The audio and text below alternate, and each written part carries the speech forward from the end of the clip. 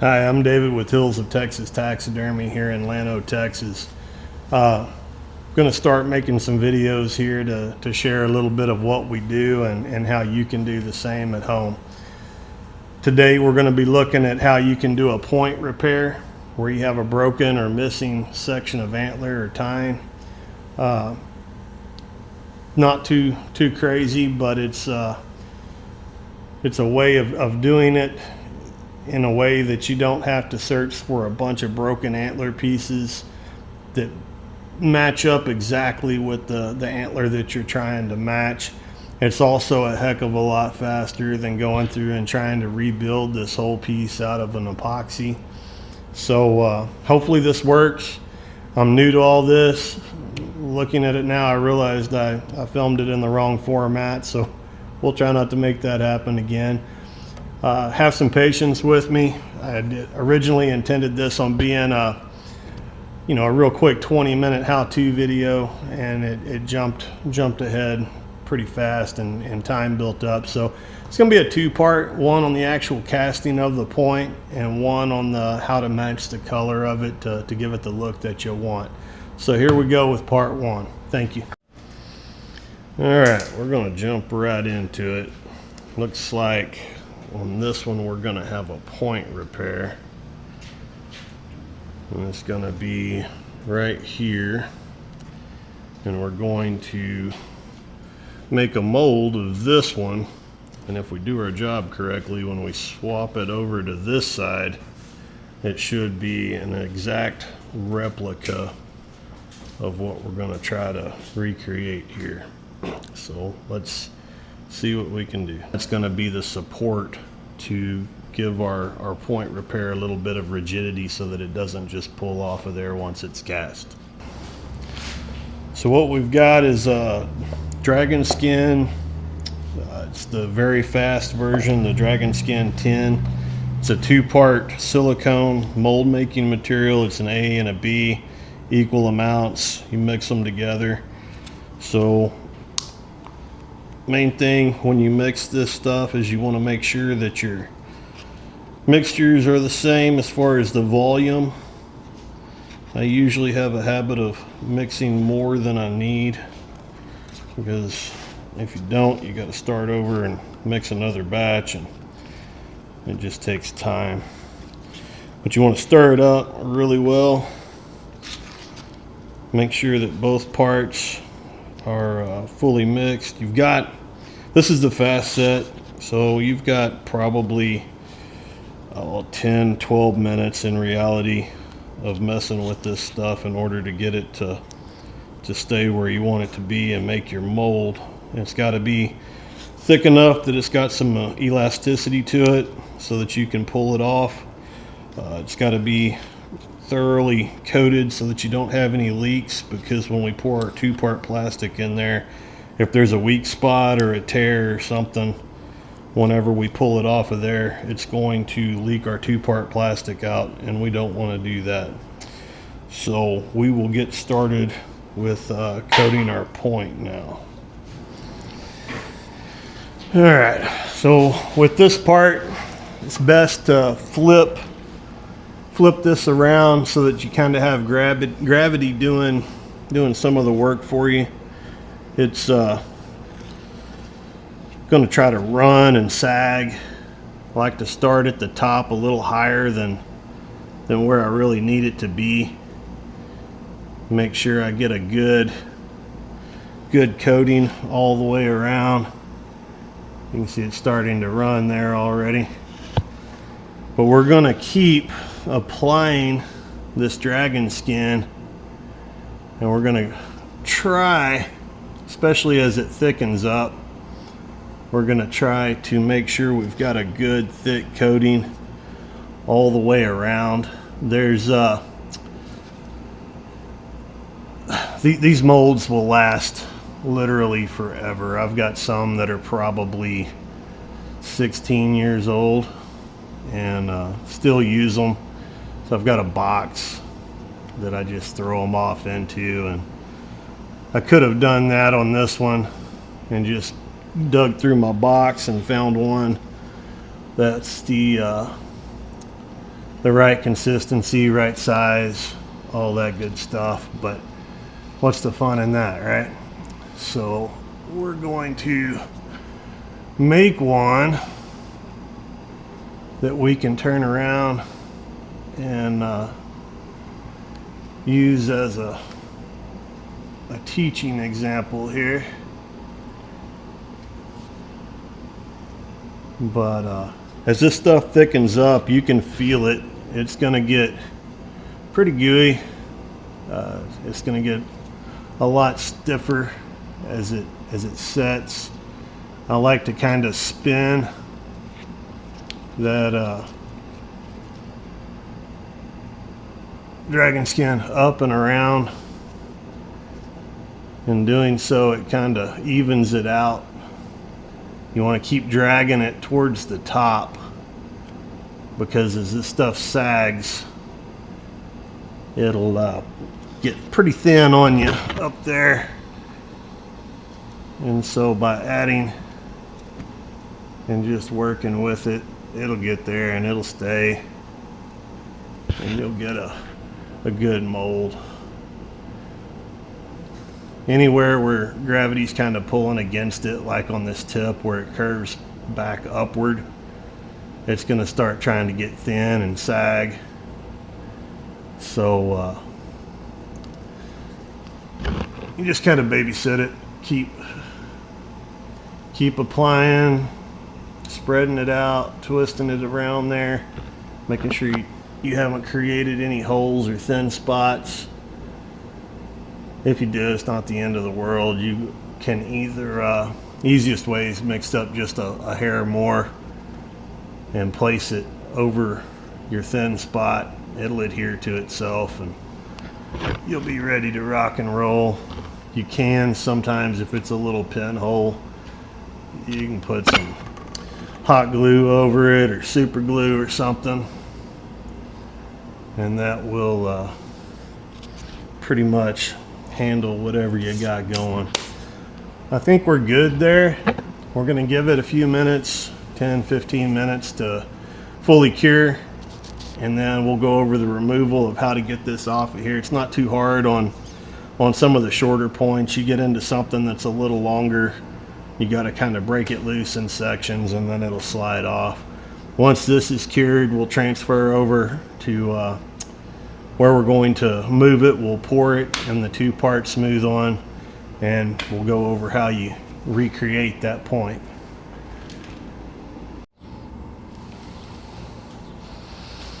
Alright, so it's been 15 or 20 minutes, and this stuff is set up pretty good. Usually start just by rolling the top edge a little bit back and kind of freeing it up from all these little pearls on the antler here, and get your top started. Then you can work it back and forth, kind of pulling down, and you'll feel it when it comes loose. It'll start to slide, and then you can slide it right off, and it's gonna have captured all of this texture, all the little blood groove lines. It should come out pretty good. I'm happy with that one. That's a good thick mold. We'll clean up this edge a little bit with the scalpel so that we get a good fit, and then we're gonna pour this and transfer it over. Will be our next little step. So it's coming along. All right, this next little part that we're gonna do is the smooth on, or smooth cast 300 white. Works pretty good. It's a A and B mixture, same thing, 50% each one, 1 and 1. So we're just gonna pour that out into the other portion of this. You want to stir this up thoroughly, not real fast and crazy, because you don't want to create a lot of air bubbles. You want those air bubbles to be as few as possible. It's pretty good about kind of bleeding all the air out of it as it goes. You don't have to worry about it too much, but a little bit of caution on mixing this stuff up. It will turn exothermic and get hotter than a firecracker, so you don't want to get it on you if you can help that.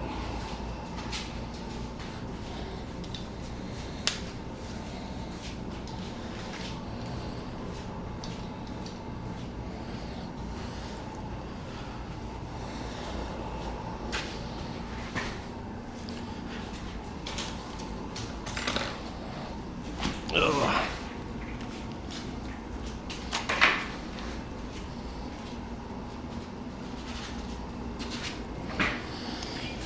Alright, so we're going to fill our mold with the 2-part. I put some plastic down because this stuff is going to kick off everywhere. We're going to ease it up onto the antler, and then we're going to try to make sure that our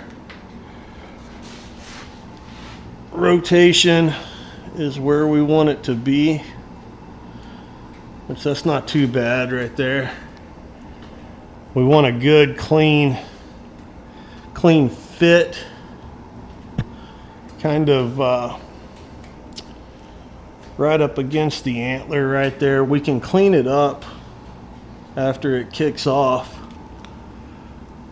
but the cleaner we get it right here now, the better. If it's not exactly doing what you want it to do, you can use 2 hands and kind of hold it in place while it kicks off. As it does, you'll see down inside that mold, it'll go from kind of an opaque, translucent look to white, and this stuff will kick off and turn white. It takes a few minutes. As it does, it's going to start getting pretty hot. You'll feel the heat coming through here. The places where it's kind of spilled out and got onto your gloves, that'll get hot. And it can burn you, so you want to be kind of careful. It's starting to kick off now. It's still pliable, so if you needed to, you could bend it and shape it a little bit, get it looking like you want it to as far as the curvature and the angles. I'm pretty happy with that. So I'm going to support it until I know it's not going to fall anywhere. And then within a few minutes, this stuff is going to kick off, and it will recreate our point for us. So we'll give that a couple.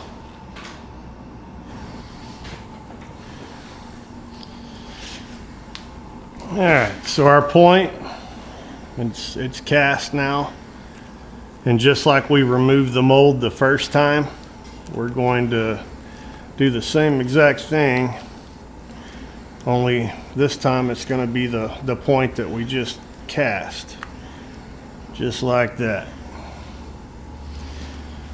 So that's not too shabby.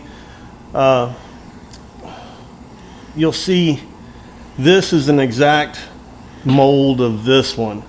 So sometimes when you're pulling something from one side and moving it to the other, it's going to be that mirror image type thing going on, and you just got to work with that.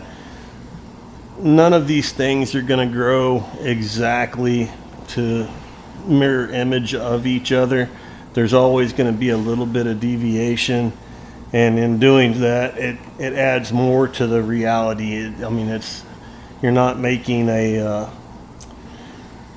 the twist and the curvature and stuff. Having a little bit of a variance from this other side is going to add to the realism. So we've got that pulled. Our next step is I'm going to reconfigure here and get up off the ground. We're going to clean up this transition, and we'll show you how to do that. Then we'll clean all of this up with a little bit of acetone, make sure everything is good and where we want it. We're going to do some seam work with a little bit of an epoxy, and then we'll be ready to stain. So stand by. All right, so we're gonna clean that up a little bit.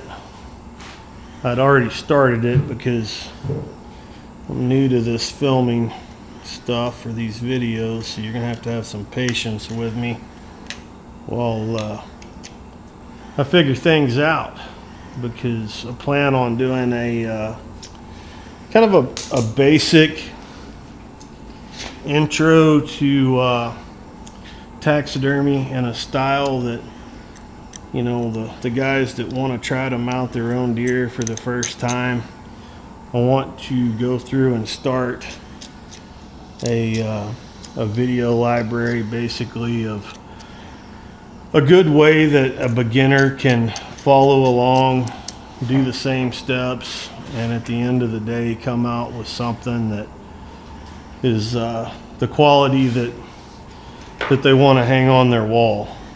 It's in my opinion, taxidermy is one of those things, as long as you've got a little bit of patience, you can make lots of things happen. You need to have, of course, reference and understanding of what you're trying to accomplish. But with that and a little bit of hands-on, there's a lot of this that guys can do themselves at home and end up with something that they're happy to hang on the wall. When I started doing this years ago, there was resources on YouTube, but a lot of this stuff, and it isn't anything like it is today. The resources you have today to learn how to do just about anything are all over the place. And it's a great time, because a lot of things that were kind of kept in the back, you know, taxidermy wise, a lot of guys wouldn't tell you how they do anything. You had a lot of guesswork and trial and error, and you had to figure things out. But seems like that's changed, and the resources are incredible. Anyway, we're going to keep cleaning this up. I'm going to take a little bit of sandpaper maybe and catch some of these edges, and just continue to blend. Nothing too crazy. Just smoothing that edge up a little bit.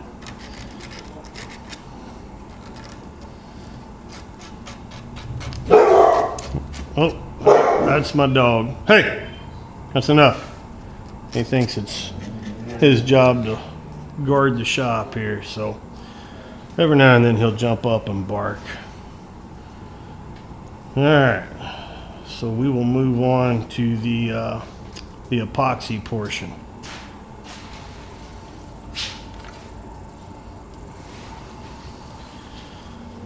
What I like to use for that is the sorry, I'm trying to find it in the camera. The epoxy clay. You can get this at pretty much any taxidermy supply company. There's a bunch of them out there. McKenzie's pretty much has the gamut on everything. But there's lots of places. I get a lot of my supplies, anything that I can get, from Jet's Taxidermy down in Kerrville. That's my go-to.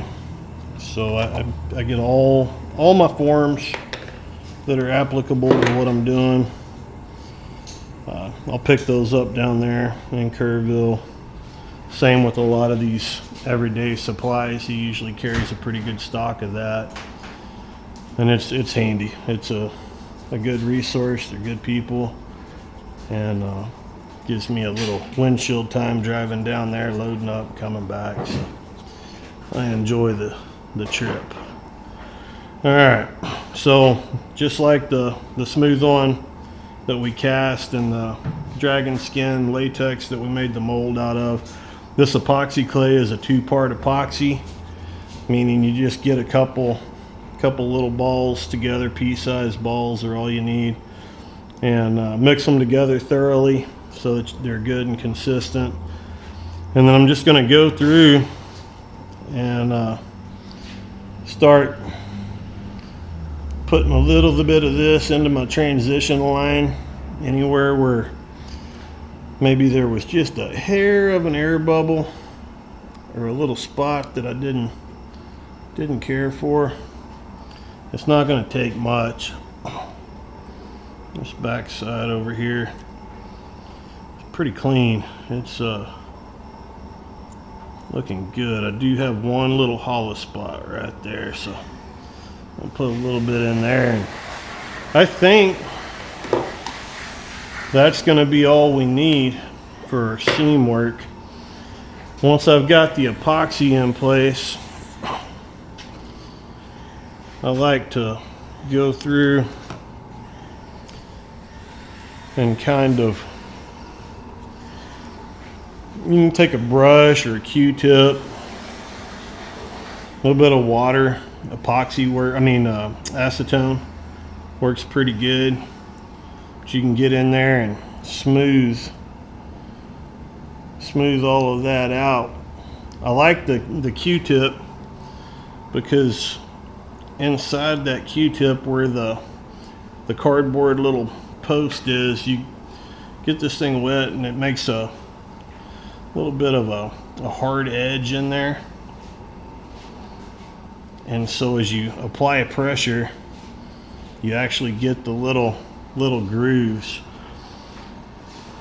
So that works pretty good. Once I've got it in place where I want it and kind of smoothed down, I take my modeling tool and I'll catch these grooves up here on the actual point that we cast, and I'm going to transfer those down through that epoxy. And what that's going to do is blend that seam, so when you look at it you don't have lines running down that just terminate into nothing and make a little shelf right there. So any of these places that look like they need a little loving right there to blend in, we're gonna go ahead and make that happen. Once it's there, I don't like to go back with the Q-tip or anything drastic because it will wash out the detail that you just put in. But you can wet a soft bristle brush and come in here, and that's going to clean up some of those little hard lines that you have in the epoxy. It'll smooth them down, mute them out a little bit, and make for a good looking little transition. Our support wire, sometimes it's just barely visible through right there. I've got a bit of a little blood line right there coming through. I think I'm just going to take a little bitty worm of epoxy, put it in place, and blend it in over that wire,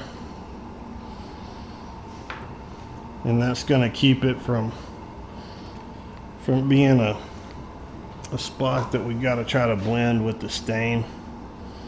So same process as we did with our seam down below.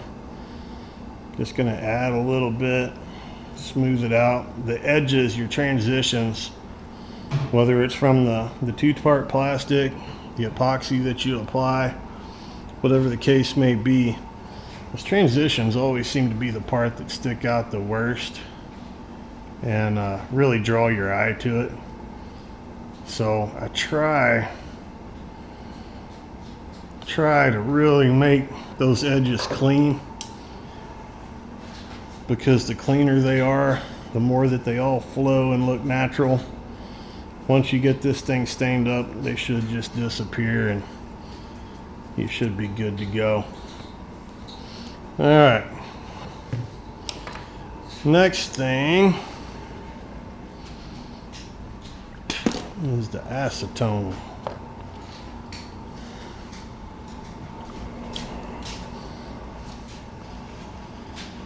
All right, so now that we've got everything kind of seamed, I'm just gonna wipe it down with an acetone, and just gonna get the oils, any bit of the dragon skin latex that we put on there. It'll leave a residue, and of course, being latex, it's gonna block your paint or stain, whatever you use to try to go through and color this.